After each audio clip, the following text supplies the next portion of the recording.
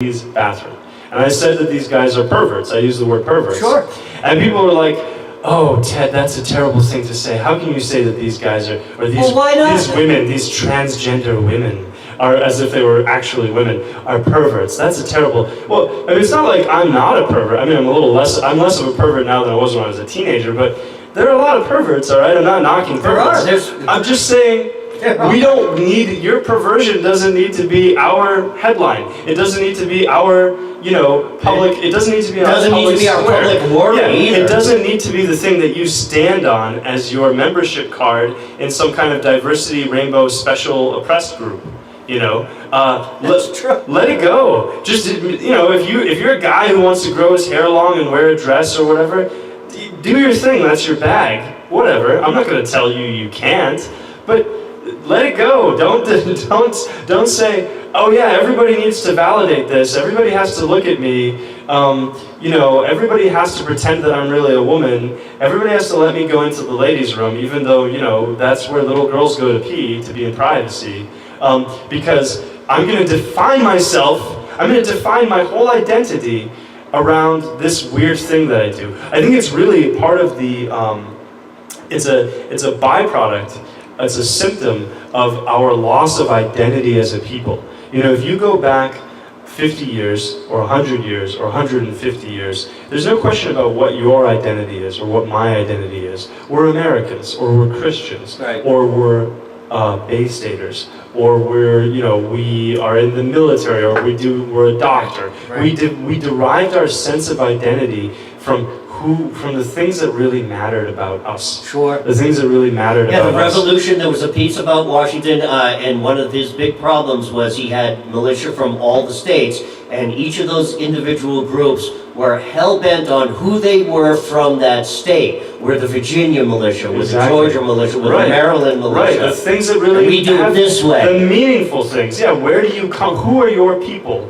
Where do you come from? Where are you going? Where you are is meaningless, devoid of the context of where you actually come from. Sure. And the left would have you abandon that. The left would have you say, because the left believes, the utopian millenarian thinking of the left says that family ties, nationalistic pride, loving that aspect of your identity which is defined by where you came from, these things need to be jettisoned in favor of the perfect future in which we're all, cogs in the global utopian machine. Sure. Right? And so the left would tell you, abandon all that stuff. Don't define yourself based on where you come from. Don't define yourself based on who your people are. Don't define yourself based on what your special talents are. Instead, define yourself on the basis of some sort of a special interest victimhood group, because all of history is a struggle between victims and the victimizers. And when the utopia comes, there will be a special place in this heaven on earth for those who were victimized the most. Right. It's this weird, you take the martyr. It's almost like Aldous Huxley turned on its head, almost. Right. Yeah. Exactly. You take the sort of martyrdom complexes of any religion with a concept of heaven, and you just transpose that concept of heaven to, and I don't exclude Christianity from that. Any religion like this will have its sort of martyrdom complex of, well, if you're fighting the good cause, then you can go to heaven when you die. Just transpose that to planet Earth, where the leftists are building a socialist utopia. That's heaven. And if you want to have, if you want to secure your place in this house of the Lord, then you need to prove your victimhood status. You need to prove your martyrdom. Right?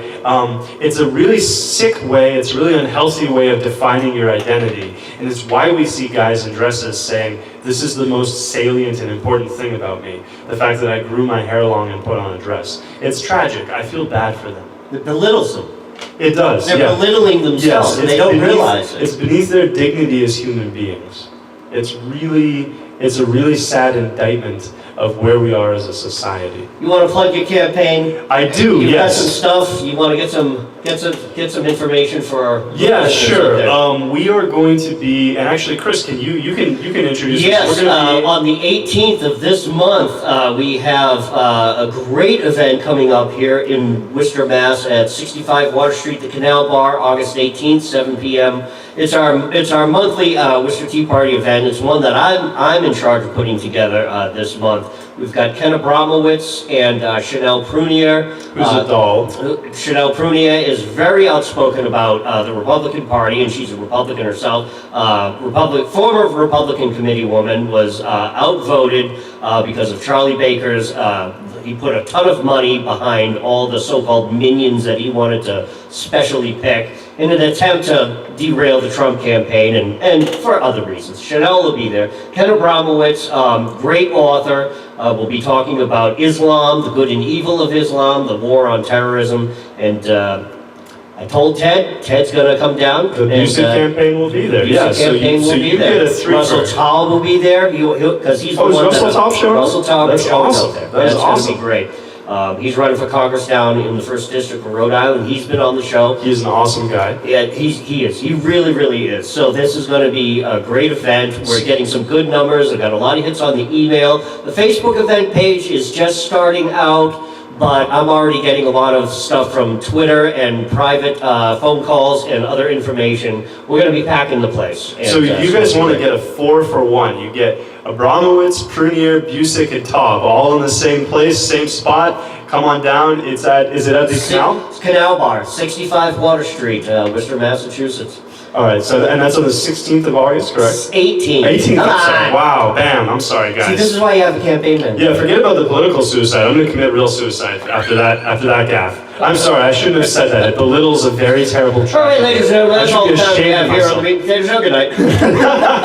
We do have a couple other things I want to plug real Yeah, go quick. ahead, man. I'm going to be on Dogma Debate tomorrow with David Smalley, as I said. We would love you guys to get involved. Anybody who's hearing my voice and thinking, this guy's amazing, I want to help him out, get involved through the website. It is tedbusiek.com. That's spelled Busiek. If you are in the local area and you want to volunteer, we're doing a lot of door knocking. We're trying to get this door knocking snowball growing bigger and bigger, getting a lot of good traction that way. We're doing other things, whatever your talents are. If you want to help us out, I know we can find a place for you. We are always in search of money, in need of money. If you don't live in the local area and you want to help, think about sending us a donation. My opponent is very well financed by public sector unions and people like that, and we, to be honest, are not. I'm not a big wheel. I don't have a lot of millionaire buddies who can donate to us. So we survive as a campaign on mostly small donations. Sure. If you are in the local area and you want to help out and you want to donate, don't let that stop you. Please donate as well. We also have Vinny. Is there any events that I've left out that I need to hit? Okay. Well, the amazing thing you had said that about, Eldridge is well funded, and then again in the debate that I was watching, I didn't play the piece, but it's in that debate. He himself was well, I'm against Citizens United, and the money that goes into campaign. Eldridge, you have tons of money, Right. Tons of corporations, tons of the union people behind you. The DNC is behind you. Right. You've got all sorts of money behind you. Folks, anytime you hear people, especially a politician, especially a seated politician, talk about campaign finance reform or getting money out of campaigns, do you know why they're talking about that? So that people like Ted Busiek have absolutely zero chance. Right. It's only for them. Only they get to keep the money. Right. In fact, legislation is actually written specifically with the language, Ted said language is very important, with the language that they are excluded from this. Well, the seated incumbent is excluded from this. Go ahead. Well, sure, or even where it isn't. Like, let's say there's a donation cap or whatever, and that applies to people who are incumbents or people who aren't, right? It's still a form of incumbency protection. If you say, look, a business can't give you an in-kind donation because we're going to put that limitation on them, or a person can't give you more than $1,000 because we're going to put that limitation on them. Obviously, the more restrictions or limitations you have, the the greater the gap between the ability of the person who's been a fish swimming in this swamp for a long time, and the person who's just diving in, to navigate these, these loopholes and these snags and these different things. It's all of these laws are incumbency protection laws. That's all they are. They exist to protect incumbents from getting beat in an election. That's why they're there. And an incumbent, like he said that even if you put a cap on it, if an incumbent has, say, $10 million in his war chest, what's $1,000? We'll take it. But to a guy like Ted, $1,000 is a lot of money. Exactly. $1,000 can buy yard signs. $1,000 pays for lunch and gas and just getting back and forth. It really, really does. So putting a cap on it, it does. It just hurts the guy who's just trying to get his feet wet in this pond. Exactly. Ted, thanks, man. Chris, you are amazing. It's no surprise to me that you're an internet radio legend. And Hey, my good friend who was running years ago, Mike Stoper, he was running for Congress. He said, the meat and potatoes is a must-stop on the campaign trail. That's why we do it. It's called the candidates interviews. And that's what we do. You're awesome, man. Thanks. Ladies and gentlemen, the Meat and Potato Show, conservative talk, awesome rock, and we'll be back in a little bit.